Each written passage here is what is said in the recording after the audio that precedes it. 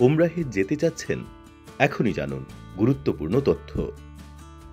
Saudi সরকার চালু করেছে নতুন নিয়ম। উমরাহ ভিসা পেতে হলে আগে হোটেল বুকিং করতে হবে নির্ধারিত পদ্ধতিতে। হ্যাঁ, আপনি ঠিকই শুনেছেন। এবার উমরাহ ভিসা পেতে হলে হোটেল বুকিংয়ের প্রমাণ দিতে হবে ডিজিটালভাবে। 2025 সালের জুন মাস থেকে সৌদি আরব সরকার ঘোষণা দিয়েছে, উমরাহ ভিসা পেতে হলে হোটেল বুকিং নিশ্চিত থাকতে হবে নুসুক মাসার প্ল্যাটফর্মে।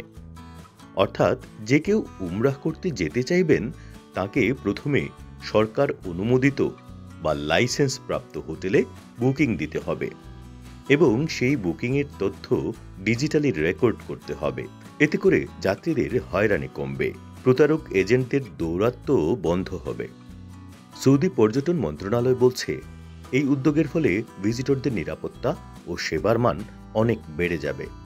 আর হ্যাঁ, যারা ভিসার জন্য আবেদন করছেন কিন্তু এই বুকিং কনফার্ম করেননি, তাদের ভিসার রিজেক্ট বা হোল্ড হয়ে যেতে পারে।